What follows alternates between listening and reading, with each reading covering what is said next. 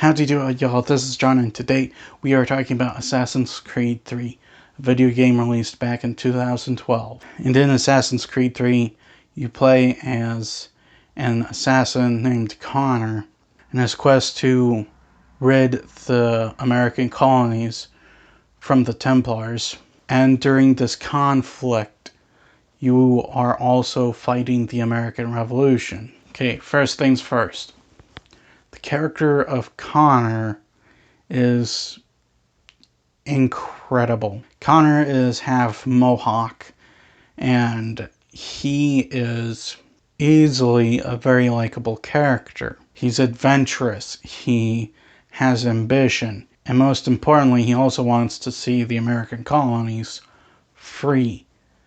Not just free from British tyranny, but also free from Templar control. Because the Templars, they're instigating the whole thing.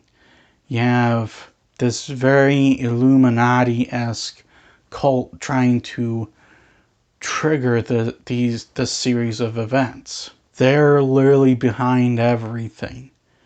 The revolution, the British desire to keep the American colonies in the empire. They literally instigated everything. And speaking of the villains, the Templars, a great hero is nothing without a great villain. And Haytham Kenway, Connor's father, is a great villain. Haytham Kenway is kind of like Lord Voldemort. He is just a villain that you just love hating.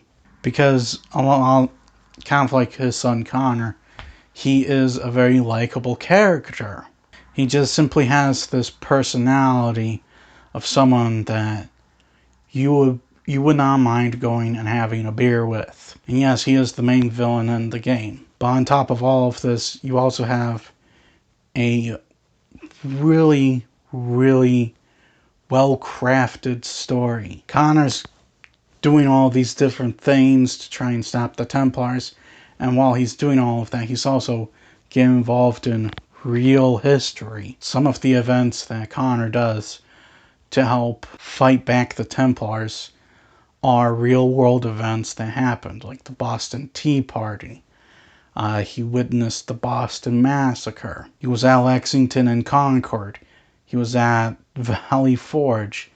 He was in several of these major events in American history. And none of them felt forced in there. They all felt like these events were part of the story they were telling. And it was just the simple hack and slash, let's get rid of the baddies. And I also really like some of the open world maps.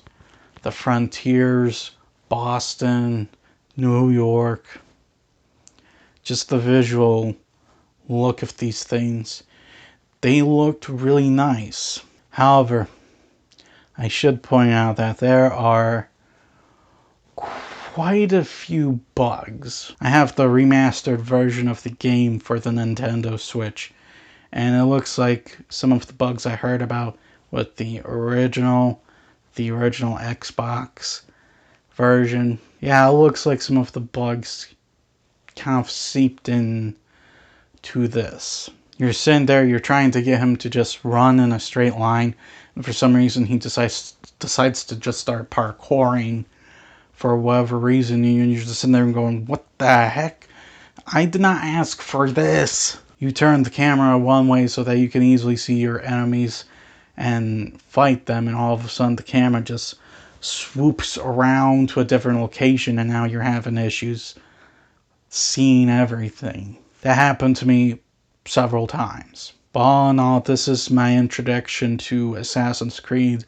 This is the first time I've ever played any of the Assassin's Creed games, and honestly, I'm not disappointed. Yes, there are bugs, but a well-crafted story with a great character in it, and just amazing maps, definitely far exceed the issues I have with the bugs. I'm gonna give Assassin's Creed 3 a 9. Well, that's all the time I have for today. Please like this video if you enjoyed it. Please also subscribe if you're new to the channel, and as always, please remember, the Podetsky will return.